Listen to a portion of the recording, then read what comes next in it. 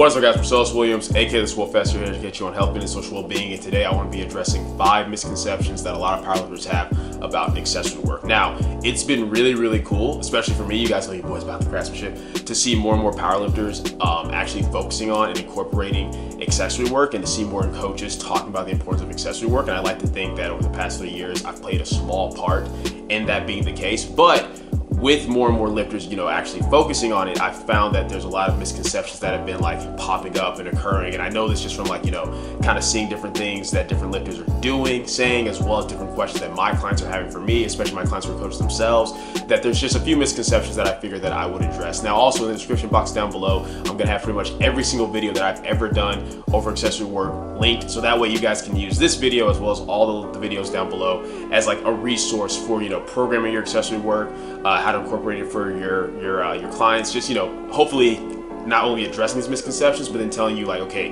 not only is this not the case, but here's the right way to go about it. So let's get right into it. Misconception number 1, guys, is that beginners need the most accessory work. This actually isn't the case. Now, I think the reason that this has become like a thought that a lot of people have is because a lot of coaches, including myself, have said things like this: hey guys, don't jump into powerlifting too early, or don't try to get super hyper specific too early. You need to take the time to build a base of muscle, a base of strength. Don't focus on just the big 3, because if you do that, if you come to powerlifting, you start getting hyper specific, where you're just doing like singles or really low reps on the big 3. You're trying to do super arch bench, super wide squat, sumo deadlift, having no range of motion, that you're not going to build a good base of muscle. And hopefully you guys know by now that for long-term success in powerlifting and just long-term success in getting stronger, the most important factor is going to be building muscle. It doesn't matter how good you get your technique, it doesn't matter how well you're eating, it doesn't matter how on point your sleep is. None of that matters if you're not actually doing enough workload to build more muscle, because when all said and done, that is the biggest driver of strength, is hypertrophy, actually getting bigger, right? Getting bigger is going to lead to getting stronger.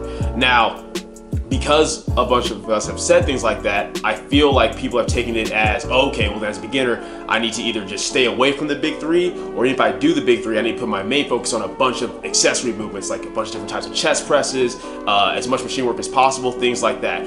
And that's not what we mean, or at least that's not what I mean. I can only speak for myself. So the big 3, I believe, are still very important for beginner level lifters, especially if you're someone where you will eventually want to maybe transition into powerlifting. So I'm not at all saying to avoid the big 3, and I'm not even saying to put minimum effort into the big 3. When I'm saying don't just get hyper specific with it, I mean, like I said, don't just be doing max arch bench, super wide squats, sumo deadlifts instead of conventional. But if you guys notice, with almost every successful beginner level program out there, including the free beginner program that I put out, the big 3 are incorporated. There is a big emphasis put on it. The difference is it's not just doing a bunch of singles or low reps like a 3x3. You're doing things like 3x10s, 5x5s. And the reason why I think the big 3 are incorporated with most successful beginner level programs is because it's an easy way for beginners to put on muscle mass, because those are big compound movements. When you're doing bench, squat, and deadlift alone, you're already hitting so much of the muscle groups. And because you're a beginner and you're not used to the stimulus of, training volume from just doing, getting stronger on those movements, doing more workload over time on those movements, that's going to allow you to build a lot of muscle. Of course, you're going to get stronger on those moves at first, we're just getting more technically efficient at them. But once you're past that point, the strength you're gaining on those movements is due to building muscle mass from the amount of volume you're doing on those movements. Now, do I think you should just be doing the big 3? No, I think it's important, and that's once again why most successful beginner programs also have you doing things like overhead press, you're doing rows, maybe you're doing pull-ups, right? There's other big compound movements that are involved, but it's the fact that, those other compound movements in the program you're seeing is just as important as the big 3. Like the amount of workload and volume you're usually doing is similar. Like the amount of workload you're doing on bench press on one day on a beginner level program is oftentimes similar to the amount of volume you're doing on overhead press on another day in that same beginner level program. The same way you're doing like deadlifts, you actually not be doing very high deadlift volume at all. You're doing some deadlifting, but then you're doing a lot of rowing and pulling motions, whether it's barbell row or machine row, whatever it may be. But the thing is, if you really look at most beginner level programs, outside of those bigger movements like, okay, overhead press, some rowing, maybe some pull-ups, bench squat, and deadlift, there's not an excessive amount of accessory work. Mind you, you are probably gonna have some things that are kind of important, like, maybe you have like some type of lying leg curl, just because we know even if you're doing some hinging with the deadlift, we know if you're trying to maximize muscle growth and the hamstrings, you're gonna wanna do some hinging, but you also want something that's going to involve knee flexion so you can really maximize growth in the hamstring. Maybe you have lateral raises, because we know that aside from doing some type of overhead pressing, there's really not a great way to hit the lateral head of the delt unless you're doing lateral raises. Maybe some overhead tricep work to kind of focus more on the long head of the tricep. Things like that. But outside of that, you really don't need an excessive amount, because research has even shown us if you take two beginners, right, and you have them both on a beginner level program where they're doing, say, lat pull down machines, one's doing curls and one's not, you're not going to see a huge difference in what they're going to get in terms of bicep growth, just because they're both going to get so much growth from just doing lat pull downs themselves, because their biceps aren't used to being worked at all. So in actuality, beginners get a lot of muscle growth just from focusing on a handful of big movements. They don't need a bunch of excessive accessory work. It's just focus on more than just bench, squat, and deadlift. Make sure you have a couple other big movements in there, and make sure that the volume is enough on those movements to actually stimulate growth. But the amount of growth that a beginner is going to get from just doing those big movements is huge. That's where you're going to really build your base of muscle. Now, there's anything wrong with throwing in some additional, like, chest press work and things like that. But if you're getting stronger on the bench press as a beginner, you don't really need to do 3 other types of chest press after that. You know what I mean? You're going to build a really good base of muscle with, like, your chest, shoulders, and triceps more often than not utilizing the bench press. Now, mind you, you don't have to incorporate the big 3 with beginner level programming. Maybe you don't ever care about powerlifting. Maybe you just want to just generally, get stronger and put on muscle mass, and that's fine. You can do chest press, you can do leg press. But the point is, if we're just talking about building muscle as a whole, it's kind of hard to beat those movements because they work so many muscles at one time. So when it comes from like an efficiency standpoint of how much time you're putting into the gym for beginners, that's why you see the big 3 often incorporated. But this idea that beginners, like, okay, you guys need to do all this accessory work, and then after that, when you start getting more focused on powerlifting, then you're good, just isn't the case, which leads into misconception number 2, which is that advanced lifters should do less accessory work, and that advanced lifters should just get more concept-specific the longer they train. This just isn't the case. And I'm actually gonna also have linked down below an Instagram post from Zach from Data-Driven Strength. I think they did a really good post over this. This is something that I've talked to you guys about before, but I thought this post was just awesome for explaining it in a quick, simple way to read. But essentially, what you guys have to understand is, like I said, as a beginner, because you're not used to those movements, right? And because you can probably do quite a bit of relative volume on those movements and still recover, just because, let's be honest, a 5x5 on squat or bench press for a beginner, even though it's a 5x5, it's just not that much objective workload because the amount of weight they're lifting as a beginner just isn't gonna be that much. But as you guys know, as we get stronger and more advanced, a 5x5 would say, 70% of your one rep max when you're 5, 6, 7 years into lifting, it's going to be way more workload than when you're only in your first year of lifting, right? And just kind of linearly progressing. So it becomes very, very difficult to recover from that. So even though as lifters become more advanced, yes, you should still have a certain amount of specificity in your training, because you guys know I'm big on being as specific as what you can be, especially in powerlifting all year round, which one of the videos down below is going to talk about that, how I think one of the problems people do with their off-season work is they just do a bunch of mindless variations. They completely get away from the concept-specific movements. They do random variations. Not that I have anything against variations, those are something I utilize often, but every time I program a client a variation, it has to have a reason behind it, right?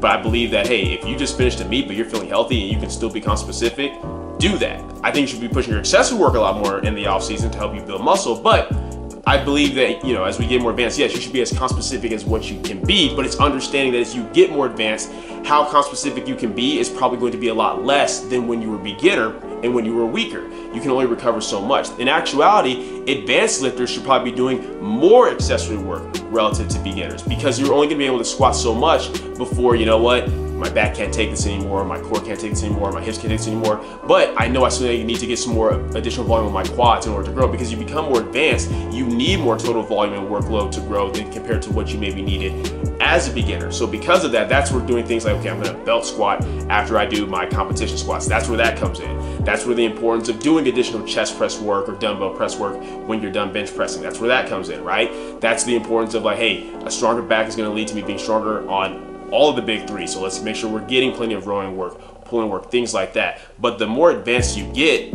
you're probably gonna find you can't get away with being as concept specific. Even something as simple as lifters who, like, I've found a lot of my advanced lifters that used to be able to, squat 3 times a week. They do a lot better now with squatting twice a week. Or if they still squat 3 times a week, that third day is just more of a light, easy, technique-focused day or some type of variation just to get a little bit of additional volume, but then they're really focusing on hammering things like belt squats, leg press, hack squats. And that's just because comp squatting 3 times a week with heavier loads, it's just going to beat them up more than what it would have a few years back when they were weaker. So in actuality, advanced lifters, I feel, need to put a bigger emphasis on their accessory work, and unfortunately a lot of them simply don't. A lot of advanced lifters try to get super hyper comp specific because they have this mindset that, okay, I built my foundation of muscle, I did a bunch of accessory work when I was a beginner, but now I gotta be the best powerlifter I can be, so I gotta get super comp specific. And then they wonder why they deal with things like overuse injuries, getting beat up, and things like that. It's because at the end of the day, it's about how much workload can you do that you can adequately recover from,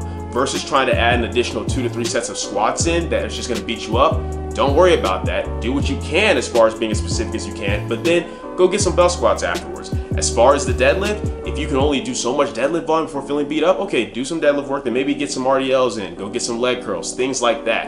At the end of the day, as you become more advanced, the purpose of us continually to try to stay specific is so that we can practice how we play, make sure that we don't lose our technical efficiency, and make sure that we get used to being under heavier loads for sure. But most of your muscle growth as you become more advanced is actually going to come from really focusing on that accessory work. All right, guys, misconception number 3 is going to be that you only need to focus on accessory work for muscles that the big 3 does not work. So there's, some lifters out there where in their mind, oh, I don't need to do additional chest work or additional tricep work because I already hit that in the bench press. Or hey, I don't need to do additional quad work because I already hit that in the squat. So these are the lifters where, if you notice, their accessory work is pretty much usually just going to be things like back. They'll do like a couple of sets of rows or some lat pull downs, and that's pretty much all the accessory work that they're really doing.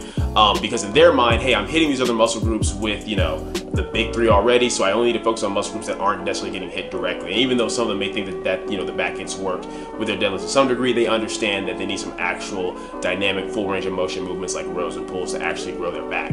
And the problem with this, guys, is once again, it leads from that second point with advanced lifters. You can only stimulate so much muscle growth with the big 3 itself the more advanced you get, because you're going to get to a point where you are going to beat yourself up if you keep trying to do more and more volume on that. So even for the muscle groups that we already know we work in the big 3, if we're trying to really squeeze out every last bit of recoverable volume that we can to maximize muscle growth, yeah, you're probably going to do some chest pressing after you do your bench press. You're probably going to do, once again, belt squats after your squats.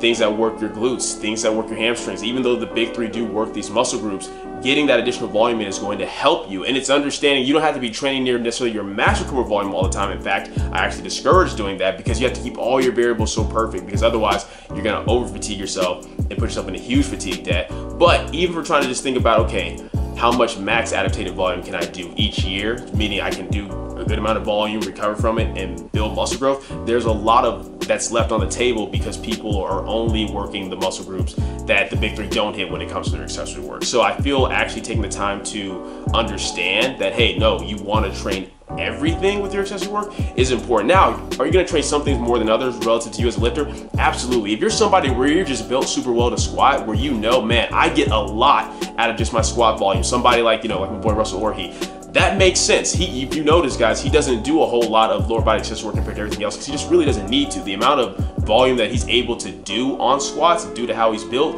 allows him to keep good leg growth being stimulated. But for a lot of us, like someone like myself, who's not built as well to squat, those things like belt squat and leg press are really, really important. Even though, yes, I am working my legs when I squat, even though, yes, there is growth that is coming from that. I'm not saying I should just forget about squats altogether and just only focus on accessory work. If I was a power lifter, the squat does still help me to get that kind of base of volume going, but to build upon that accessory work becomes very, very important. So the idea that, only train the muscle groups that the big 3 doesn't hit simply is not true. All right, guys, misconception number 4 is that accessory work does not have to be consistent.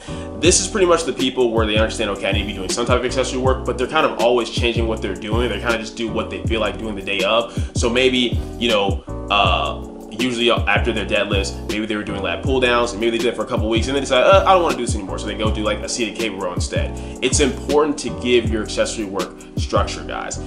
The only way we get stronger on something is by doing it consistently over time. You want to be consistent with the movements you're doing, whether it's a lat pull down, a cable row, belt squat, whatever it may be. Now, mind you, you can do different accessory works on different days of the week, but whatever you usually do on Monday, be consistent with that for at least 3 blocks, at least 12 weeks, and see yourself building up on that. Because just like with any other movement, at first you're going to probably see yourself getting stronger on the movement. Why? Because you got more technically efficient at it. But once that ceases, it becomes this thing where it's like, okay, you know what?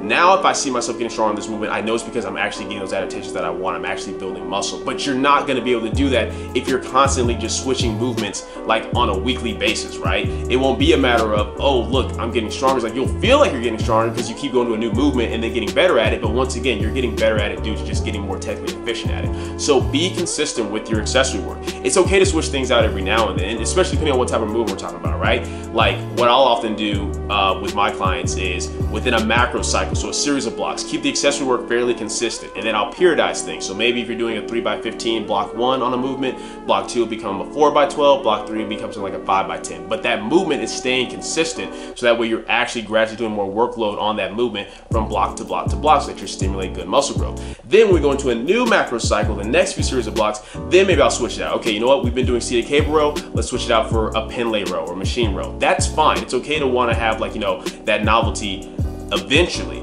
but you don't just want to be switching things out every week. Now for smaller movements, things like, you know, tricep press downs and curls, we do those more so just to kind of get in that good little bit of additional volume at the end. So I might switch those out a little bit more often just for novelty. But even with those, I try to be pretty consistent with those, at least on a block to block basis, for the same reason that you're doing with the bigger accessory work. If you want to see yourself actually getting stronger on something, you have to be consistent with it. And remember, getting stronger on something is a sign that you are actually building muscle over time. So that's why it's important to be consistent with the accessory work that you choose. All right, guys, and misconception number 5, the last one we're gonna be covering today, is that accessory work is something that you should cut off or lower to an extreme degree when you go into meet prep mode. This could not be further away from the truth. Once again, we at this point in this video alone, right, have established that the accessory work you do is part of the total workload that you're doing. It's part of the total volume that you're doing. So the idea that, let's say you're going to meet prep mode, and for most people that's like, what, when you're 12 weeks out, that's when they start considering like, oh, meet prep mode. The idea that you should suddenly just cut back on your accessory work when you're 12 weeks out,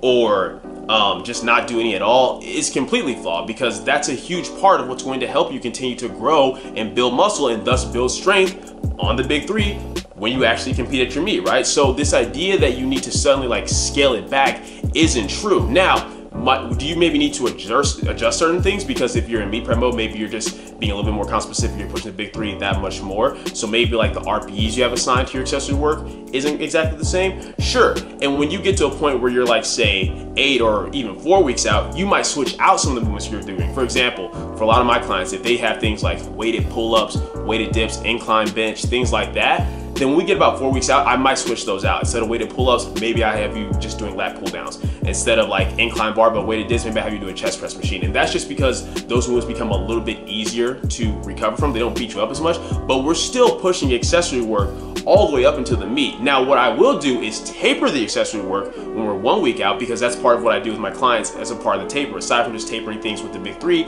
we taper the accessory work as well, because at that point, okay, we're 1 week out, we are only gonna build so much muscle 1 week out from the meet, right? But when you're 4 weeks out, you can still be building muscle going into that meet. And I think the fact that some people maybe just don't understand that is why they maybe think like, okay, it's time to like really cut back on accessory work so we can manage recovery. But if you're programming your accessory work properly and according to the big 3 anyway, then the recovery should always be managed regardless. So as you get closer to the meet and you start to slowly make those adjustments, and then like I said, with my clients, when 1 week out, we actually full on taper things, that makes sense. But beyond that, it just doesn't make sense to have this mindset that, okay, I'm just going to completely get rid of my accessory work when I'm in meet prep mode, or when I'm 4 weeks out, I got to call out, because you're just shortchanging yourself for what you could potentially be doing on meet day. Because every little bit of workload you're able to get in is going to ultimately be beneficial to you from the standpoint of building more muscle and thus being the strongest you can be on meet day. All right, guys, so that's pretty much it as far as the misconceptions that I want to cover. I'm sure there's plenty more. If you guys have any questions about that, you can always ask in the comments down below. But